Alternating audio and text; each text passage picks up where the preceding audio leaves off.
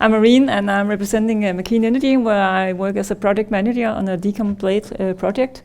And as an introduction, I would like just very shortly to introduce our company, because that explains something about why we participated in this project. We are within the energy industry. Actually, we are in the gas industry, and we are located all over the world. We are more than 3,000 employees located all over the world as well, and we have customers in 140 countries. And what is it that we actually do? We do gas solutions. We do filling equipment for the liquefied, what do you call it? Propane cylinders. So if somebody heard about Kusan Kris plant, that is the place where I work. And this is the base product that we're having, and we're dated back to 1951. Back in, I think it was 2006, we started out the gas equipment department or division, and actually we are among the biggest ones in the US, where we are trading everything connected to gas solutions. Then in 2019, we introduced the Pyrolysis for the first time, our first Pyrolysis product, and that is located in the division in Envirotech. I'll get back to that in a moment. And then on top of that, we have some customer support, supporting both with spare parts, but also facility management, etc., what is required in there. We are also working with liquefied gases. We have we support or deliver these small scale liquefied natural gas and liquefied biogas solutions. We are working on a product in Villadsen right now, which is being the first refueling station in Denmark for trucks. We have delivered bunkering systems. For example, the ferry to Samsø is operating on the LNG, and we have another project in Scotland and in Padborg. So Envirotech, the division I'm working in, is where we have the Plascon, and the biggest invention until now is our Plascon solution. That is the one where we pyrolyze waste plastic into oil that we can use again as new plastic. And in that division also we have the Decom blades, where I'm the product manager, but we have several other projects in there, among that Malmström, where we're looking into marine litter and the difference to other plastic there. So we are about 60 people working in the Envirotech division. Among that we have Decom blades, and we are a 100% dedicated team, full-time on this project. The company has certifications that is relevant for this business here. And one of the benefits we have from this project is the cooperation with the other partners. It is a benefit for us that we are cooperating with Vestas, Siemens Gamesa and LM, because that has given us the knowledge that we need in order to design our process and get the learning, but also H.J. Hansen, where we can put in requirements for the material that we would like to receive. There can be things we would like to have removed, things we would like to have cut away, or that so that we at least can control the content, and what size do we want it in. So it's a very good cooperation we have in here. Yeah, and it was exciting going into the project with the three wind turbine blade manufacturers because of the competition, but they have been willing to share, and the confidentiality has been fine. We are responding for both Plascon and Decom blades to a demand. We were actually contacted by the industries in order to help looking into this as a solution. And actually every day we get requests from industries, both the wind industry but other industries with the composite materials that need a solution for the end-of-life products. We provide solutions. We are not a pyrolysis service department that can process every kind of material in order to find their solution. What we do is test on materials that we are going to design our equipment for. We are providing the equipment, the knowledge, and we can do the facility management. So right from the beginning, we are having the focus of this is going, we have the aim for this to be a business, so we look into commercial solutions from the very beginning, also at Decom blades. Top management has made a strategic decision. They decided that they want to invest in this development and going for this. Going back to the plastic part of it, the pyrolysis there, what we use for plastic is that we dig out oil from the fields and that we use that for plastic production. For now, the industry of mechanical recycling is capable of recycling 50% around that of the plastic, whereas with the pyrolysis we are capable of processing all plastic and we can get 100% recycling.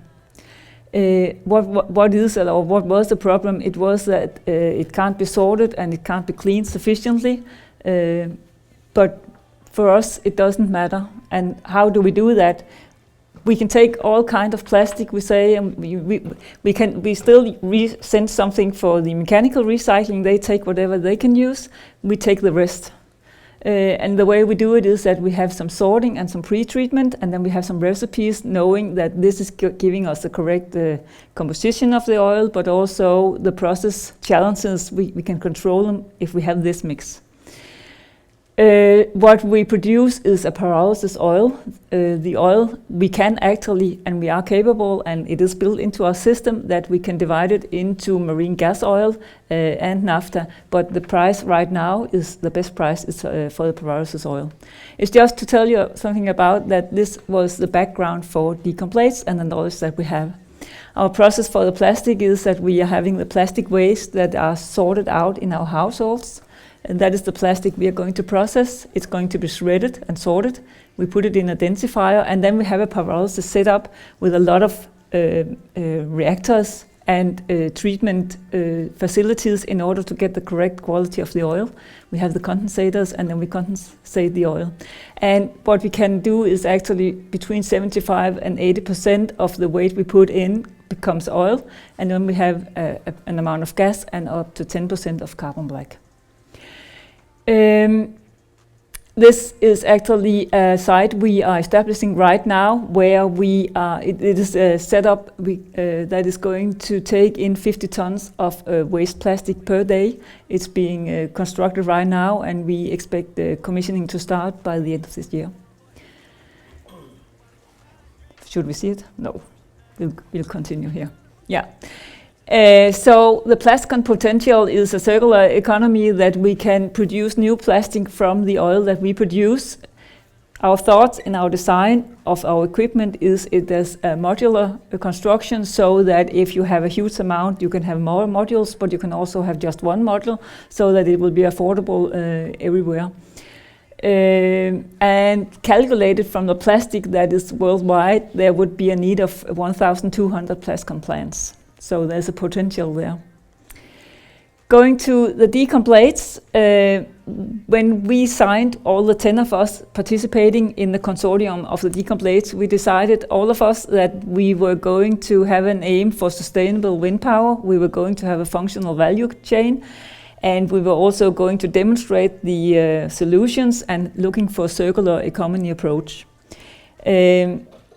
And the task for MAKEEN within this project based on this is that we first of all are going to look into the pyrolysis process and demonstrate that it is possible to separate the materials, and it is possible to use those materials into something very valuable, but it's also to look into the business case, and so that we are ready for a commercial go if it's a viable case. And as Nina said, pyrolysis is a process where you do not have oxygen present. If you did have that, you would have a fire and incineration, and that's what we want to avoid. So we load material into our batch reactor, we heat it up, making sure we do not have any oxygen, and then we can flare the gas, or we can collect it by condensing the gases we have there. So we started out with a very, very small test setup where we can do some batch processing between half a kilo and 4 kilos, and that's what we use for learning. That's what we use for very new material, because we need to understand, we need to set the process. What would the process parameters be? Are we having any challenges? Will it plug in the system so that we actually have a bomb? We have to be very careful at the beginning. And that's also where we do our post-process. Meanwhile, we were testing in there. We have established this process setup. From now, it is a batch reactor where we can process between 100 and 150 kilo of composite material. We can take panels 90 by 90 centimeters in size, and we can also have rough and fine threaded, and we can move the material, or we can just leave it alone. And then we can do the post-process there, but more efficient, we can do it in our small pilot one there. We are going later this year to install or to upgrade it to a continuous process where we continuously, while the process is running, is loading material in the reactor, but also removing material from the reactor, so that we are going to have a small commercial setup. That is both to learn about the material behavior, but mostly to learn about the energy consumption, the process parameters, but also the quality that we will obtain in such a process where we'll have the material present in all different temperature ranges that we will have through the process. We think that is a necessary learning before going commercial and relieve the numbers that we have. So as Nina showed you, what we have is raw materials, and as she said, we are having lots of stuff, different kind of materials. So we, for example, have some carbon panels, but this is not only carbon, it's also glass and resin, and it's also some aluminum mesh that we have located. We have panels that is glass and resin, but they do also contain plywood. They can have balsa tree, they can have very thick strings of aluminum, African oak. A lot of stuff can be in there, and that's always a challenge to learn about that. And then, as Nina showed us, we are going to have the pyrolysis material, which is the black material, and then we do this post-process in order to remove the char that we have left there, and we have these very fine white fibers. So we, from the ones that do only have resin and fibers, we can actually make totally new fibers, showing them to glass fiber manufacturers. They said, we don't want to look at virgin fibers, and it's not virgin fibers, but it looks like that. And having material that has been mixed with either foam or balsa, they do change a little in color, but we can still clean them enough. And then besides that, we have what we call the liquid from our process. So, and I have samples there, and there's samples over there if you would like to see it. But our goal at MAKEEN doing this process was to not create new waste. Establish a viable, profitable value chain, and we are sure that if this is going to be a commercial setup, we are going for a continuous process. So, as I always say, that good qualifications working with pyrolysis is knowing something about farming and cooking. Farming for the equipment ideas, and cooking because you have to understand the processes. So the output products is depending on the ingredients you put into the process and the process you apply to it. And the situation is that no matter what bag or what wind turbine farm you look at, you have different materials coming in, and there's a lot of learning in there, both for the process parameters, the optimization, but also for the clogging challenges you can have in there, and the health and safety. Also for the quality of the output material that you can have. And you did already see pictures of this material. We know that we at least are having a two-step process, and we are going to have some turning around in the material. But as testing as a R&D project, we do see it is different difficult because you have the different materials and unhomogeneous material. What we know we can produce is then, to summarize, we can have the black fibers and we can give them a process more so that we have the clean fibers and the ash, and then we have the liquid, and then we have the gas. Glass fibers, looking into that, because that is the huge amount of material we have to find a solution for. And that is, for many wind turbine blades, it is up to 60 to 70%, but also down to 40%. And we did talk about why is it why haven't we found a solution yet? One of the situations or the problems is that the tensile strengths from the fibers sitting out in the wind and our process, but mostly actually from sitting out in the wind, is reduced down to 30 to 50% of the tensile strength, and that is one of the reasons why you choose glass fibers, that is the tensile strength. Besides that, the sizing that you add when you produce the glass fibers is removed in our process, so adhering to some materials can be difficult as well. And that's why it has been difficult to find a solution for the fibers where they can have a value. Previous projects has looked into noise screens, insulation, into use them as filler or given strengths, and that's fine. But you then need an end-of-life process for those later, and some will be easy to separate, but others will be difficult. And what do they replace? But first of all, we are looking into, we need to find a route where they can consume the quantity that is coming. We can find solutions, but noise screens, how many noise screens do you need? So we need also to find a solution where you can use the fibers. We are working, I cannot tell you what we're working on, but we are working on a process where we are quite sure that we can do so that we, through pyrolysis at end of life, can separate the materials, and we can actually make it possible to bring them back as fibers into the wind turbine blades later on. Going to the liquid, that is, I can just say the same as Nina did. We do not call it oil, pyrolysis oil, because when we compare to the oil that we have from Plascon, that can be used as fuel, even though we are not going to do it. This one we do not consider fuel. We do consider it bricks for the chemical industry, and that is actually what happened in this project was that companies within the oil industry heard about the product and they contacted us to have samples. There are a huge request for what it is aromats and recycled materials, so they want to be a part of it. So actually we are cooperating with SABAC, BASF, Shell and Topsøe in order for them to establish the analysis and production methods for a commercial setup for this year. So both for the fibers and the resin, we are quite sure that we are on the track of doing full circularity. I know full circularity can have a lot of meaning. In this context, it means we are doing qualities that actually can go back to a wind turbine blade. Gas analysis we're looking into. What is important when you choose the technology, when you are the company or the owner of a wind turbine park to choose the technology? We're quite sure that attitudes in society is important.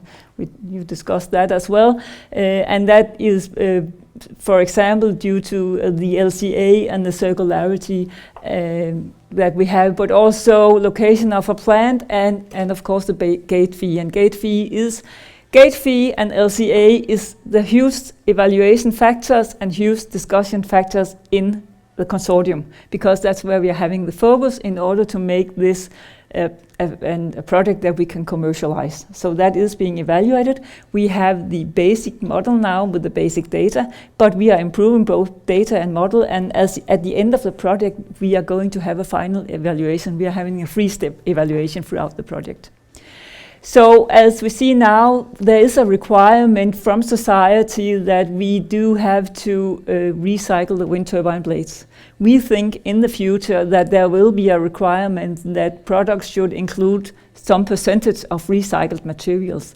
The materials are not there yet, but what we experience contacting one that we think could be interested in working with us with the fibers, the oil, the gas, etc., everybody says yes. And this, why? Because they know that they're going to see that requirement very soon, so they need to find a solution for that. So working on this, we make sure that the materials, the recycled materials, will be available, and it will be possible with the full circularity. But if that is not what they want in the wind turbine blade industry, we can use them in other products. Yeah. Is time up? Yes.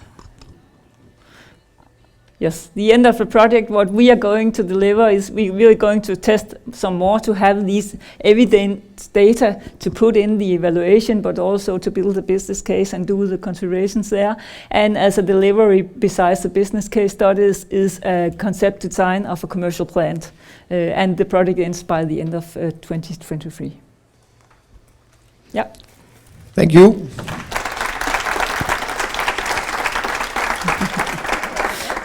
Questions Thank for Irene?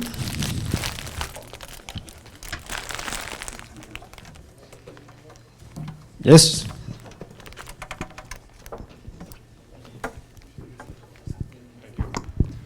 You mentioned the loss in tensile strength. I was wondering if that's single strain or for the bulk of the tensile What we are strength. measuring and testing on now, that is single string.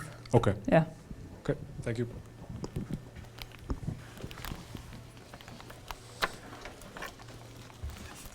More questions? No? Thank you, Irene. You're welcome. So